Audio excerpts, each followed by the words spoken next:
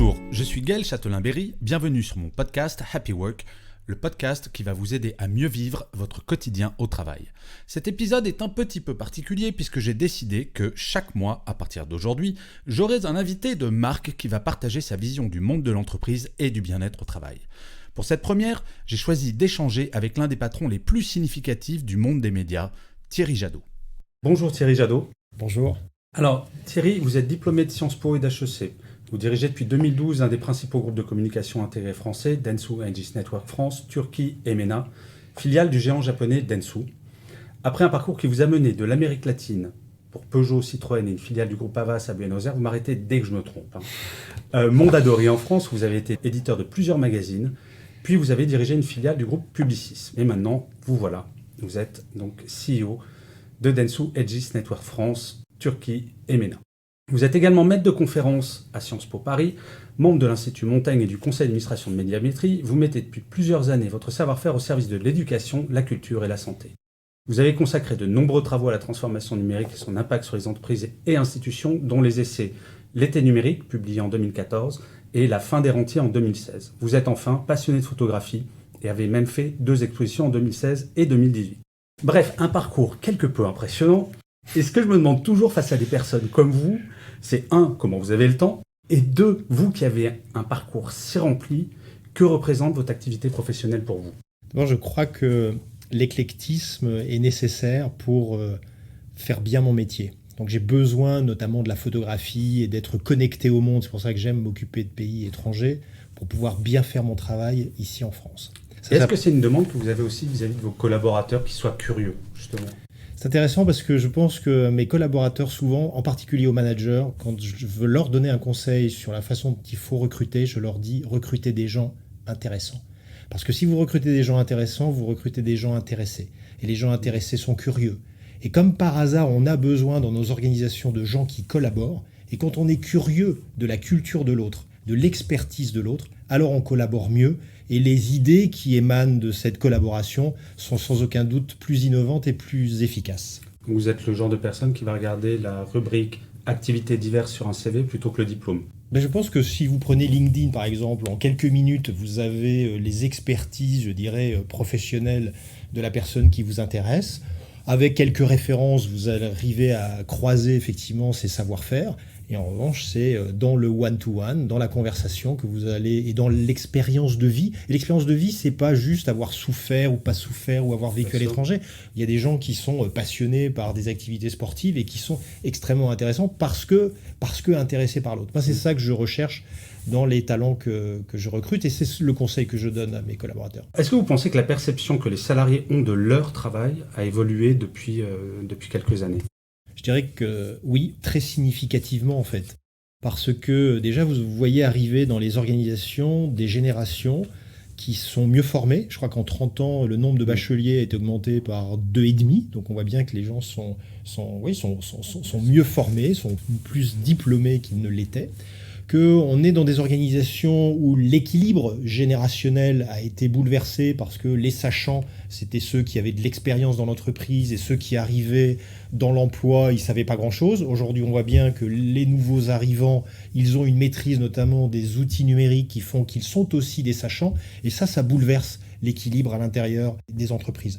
La deuxième chose, c'est que le numérique aussi a été porteur de ça, c'est-à-dire qu'il y a plus de porosité entre l'univers personnel et l'univers professionnel. Et que les nouveaux salariés cherchent cet équilibre-là entre vie personnelle et vie professionnelle. Alors justement, belle transition, parce que je voulais vous parler de bien-être au travail. Ça, c'est quelque chose, quand on a commencé notre carrière, on doit être peu ou prou de la même génération. Oui. Le bien-être au travail, on n'en parlait pas vraiment. On était corvéable à merci, puis ça nous allait très bien. Qu'est-ce que vous pensez justement de cette émergence de concept du bien-être au travail ? Est-ce qu'on en fait trop ? Est-ce qu'on n'en fait pas assez ? Je pense que c'est absolument fondamental pour pouvoir assurer l'engagement des collaborateurs et leur permettre de réussir cet équilibre vie personnelle et vie professionnelle. Moi, ce que je trouve intéressant dans ce qui est en train de se passer, c'est que les entreprises sont en quête de raison d'être, à quoi je sers, qui je suis, et pas seulement ce que je fais. Et que les collaborateurs, eux, sont aussi en quête de c'est quoi mon rôle ? C'est pas juste c'est quoi le salaire que je reçois, c'est pas ma fonction. Mais c'est quoi mon rôle économique et mon rôle sociétal. Et donc on se retrouve avec cette double quête qui peut être résolue par un bien-être au travail qui ne passe pas juste pour avoir, je dirais, des baby-foot, une salle de sport et puis du joli éclairage. Il en faut aussi. L'accueil de Dentsu Aegis, il faut y faire un tour, parce que moi qui l'ai connu il y a quelques années, vous l'avez transformé de façon extraordinaire. Ça, c'est aussi l'accueil, non seulement des collaborateurs, mais des clients, des médias qui viennent nous rendre visite. Je pense qu'il y a un enjeu dans le bien-être au travail qui passe par être bien avec son intériorité. Je pense que c'est pas juste privilégier la collaboration, mais c'est comment on aide les collaborateurs à se reconnecter. On est tellement connectés à travers les réseaux sociaux, etc. On est tellement dans l'extraversion que je pense qu'on a un enjeu dans l'entreprise de réussir à ce que le collaborateur se reconnecte d'une certaine façon avec son intériorité. On a mis en place un projet qui s'appelle Cohérence cardiaque, qui aide grâce à donc c'est un travail de formation qui aide les collaborateurs finalement à mettre en adéquation finalement leur rythme de vie avec leur rythme cardiaque. Et ça permet de gérer avec beaucoup plus de sérénité les moments de stress. Et ben, c'est tout à fait ce genre de choses qu'il faut réussir à faire. Ce qui est vrai, c'est que l'exigence à l'égard de l'entreprise, les exigences sont nombreuses, elles ont changé, il y a cette quête de, je ne sais pas dire quête de sens, mais à quoi ça sert cette entreprise ? Est-ce qu'elle est suffisamment transparente ? Est-ce qu'elle m'offre de travailler sur des projets ? Tout ça, on le sait. C'est essentiellement cette tranquillité que j'ai quand je vais travailler. Cette idée aussi que nous ne satisfaisons pas totalement ici à Courbevoie d'unité de lieu. Est-ce que je suis proche ? On le voit d'ailleurs dans les conversations que vous avez, même les dîners en ville, les gens se disent mais est-ce que je suis proche de mon lieu de travail ? Est-ce que près de mon lieu de travail, il y a le lieu où je vais avoir accès à une dimension plus culturelle, etc. Et je pense qu'on va renouer, non pas avec les phalanstères de Fourier, mais on va renouer avec cette quête-là d'espace où j'ai accès à la culture, où j'ai accès au sport, où je peux mener ma vie personnelle, où j'ai une crèche qui est pas loin, où l'école de mes enfants est pas loin. Et en même temps, c'est mon lieu de travail sur lequel je me rends avec des transports évidemment éco-responsables bien sûr, et puis pas trop de temps de travail, et où je peux aussi le mercredi après-midi peut-être travailler de chez moi. Donc c'est tout ça, je pense, le bien-être au travail, c'est un écosystème une globalité. Absolument, qui n'embarque pas que l'entreprise, qui embarque également les villes, qui embarque les crèches, etc. Et sans compter évidemment la nourriture, l'accès à une nourriture de qualité. Alors, il y a une expression que j'aime beaucoup, c'est on dit toujours qu'un escalier, on le nettoie par le haut. Donc vous êtes tout en haut. La chose, parce que ça fait quelques années maintenant que vous dirigez cette entreprise, la chose dont vous êtes le plus fier, justement sur cette notion de bien-être ou d'équilibre entre la vie privée et la vie professionnelle, le gros changement, vous dites ça, Thierry, quand je me regarde dans la glace, je suis super fier de moi. Moi, je suis... alors déjà, je pense que notre impact, j'essaie de l'avoir avec une vision la plus humble possible, parce que si je parle d'écosystème, mon intervention, elle est forcément limitée. L'accueil que vous avez mentionné tout à l'heure, qui pour moi est fondamental, alors que le bâtiment s'y prêtait pas forcément, c'est pas très facile, c'est un vieux bâtiment, etc. Donc le fait que l'accueil soit de qualité, que la réception soit accueillante plus exactement, ça c'est quelque chose dont je suis très fier. On a mis en place tout ce que j'ai raconté tout à l'heure, c'est-à-dire une salle de sport qui est fréquentée. Et c'est ça que qui est fréquentée. Moi, la chose qui m'importe le plus, et je ne sais pas si j'ai totalement réussi, c'est faire en sorte qu'il y ait cette dimension de respect dans l'entreprise. Quand on voit l'agressivité qu'il y a à l'extérieur, si l'entreprise a pu se préserver d'une forme d'agressivité entre les individus, j'en suis très fier. Une des choses dont je suis plus fier, c'est que les gens se disent bonjour dans l'ascenseur. Je trouve que ça. Et j'ai travaillé dans d'autres entreprises, et pourtant qui n'étaient pas beaucoup plus grandes, où on ne se disait pas forcément bonjour dans l'ascenseur.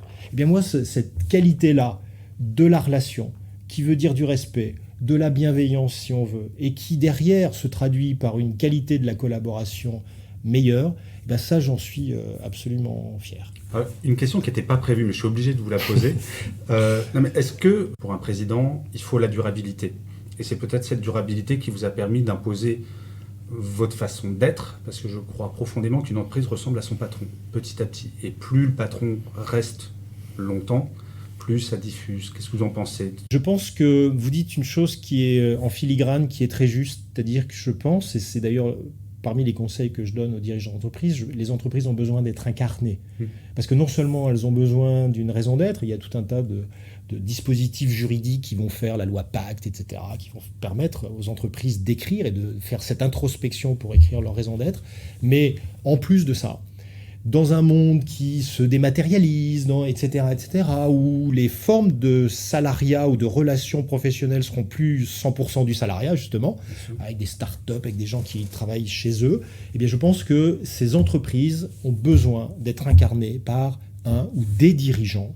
Et toutes les discussions autour d'Engie, etc., qu'on a vues ces dernières semaines, c'est pas autre chose que qui incarne l'entreprise. Quelles sont les valeurs que transmet cette entreprise? Et si c'est pas le dirigeant qui les incarne, alors je ne sais pas qui le fait. Voilà, donc je pense que c'est fondamental, effectivement, que les boîtes et que les dirigeants eux-mêmes considèrent qu'ils sont non seulement les ambassadeurs auprès des communautés économiques, mais qu'ils sont des ambassadeurs pour tous les publics, en particulier pour la réputation de l'entreprise. Donc on a d'une certaine façon un devoir d'exemplarité. Je ne suis sans doute pas exemplaire sur tous les aspects, mais on a besoin d'exemplarité. Tous les mots parfaits. Je ne sais pas si c'est parfait, mais l'exemplarité est fondamentale. Mais surtout dans un milieu que je connais très bien, qui est le milieu des médias, ou qui était dans les années 90 et 2000 pas forcément extrêmement exemplaire. Et donc là, il y a vraiment un changement de paradigme qui est incarné par votre personnalité et maintenant très probablement par l'entreprise elle-même. Je pense qu'on a un sujet dans l'univers... c'est le triptyque, je dirais médias, communication, numérique. Je pense qu'on est d'une certaine façon au cœur du réacteur d'un point de vue de à quels endroits se passent les transformations de la société. Et on est un petit peu en avance, parce que qui dit numérique dit transformation des usages. Qui dit média dit c'est quoi, comment je préserve ma souveraineté en tant que pays et comment je préserve en assurant une grande offre médiatique, comment je consolide ma démocratie. Et puis comment, à travers la communication, j'évite les fake news et j'évite que les grandes plateformes numériques gagnent sur tous les tableaux et qu'ils dominent. L'idée, c'est pas de combattre les plateformes numériques, c'est d'assurer un équilibre entre ces plateformes numériques qui nous permettent beaucoup de choses extrêmement positives dans notre quotidien, mais aussi tous ces médias qui permettent à chacun, notamment aux plus jeunes, de conserver leur libre arbitre, leur capacité de réflexion. Donc je pense que être au cœur de ça, moi, c'est ce qui me plaît. Être au cœur de ça, c'est essayer d'agir humblement pour que le numérique profite à tout le monde, et notamment à ceux qui se sentent déclassés, et puis faire en sorte qu'on ait un impact sur l'appui qu'on peut donner à des médias, parce que ça, c'est une garantie de démocratie. Et je trouve ça assez fascinant, parce que si je décrypte un tout petit peu, ce que vous dites, c'est que le pouvoir économique que vous avez en tant que patron d'une grande entreprise, finalement, vous l'utilisez dans une forme de militantisme, pas politique, mais en tout cas pour impacter la société. Absolument, parce que, et en plus, je pense que mes clients, enfin, c'est pas que je pense, je sais que mes clients, ils sont favorables à ça. Bien sûr. Les choix que je fais, les choix que nous faisons sur tel, et je ne boycotte pas de médias, c'est pas ce que je suis en train de dire, mais je pense qu'à travers notre acte d'achat ou de conseil, eh bien, on mène un acte, c'est un acte politique, et en faveur, si possible, de ce numérique pour tous, et à travers aussi cette préservation d'une offre médiatique suffisamment large pour garantir liberté et démocratie. Alors Thierry, dernière question. Si vous ne deviez donner qu'un seul conseil à un jeune ou pas jeune, d'ailleurs jeune dirigeant ou jeune manager, qu'est-ce que vous lui diriez? Ce que je disais au début, entourez-vous de gens intéressants. Mais écoutez Thierry Jadot, mille merci de m'avoir consacré ce temps. Merci à vous. Vous êtes le premier invité vivant, mis à part moi, de Happy Work. Donc un grand merci d'avoir essuyé les plâtres et à très bientôt. J'étais ravi. Merci beaucoup.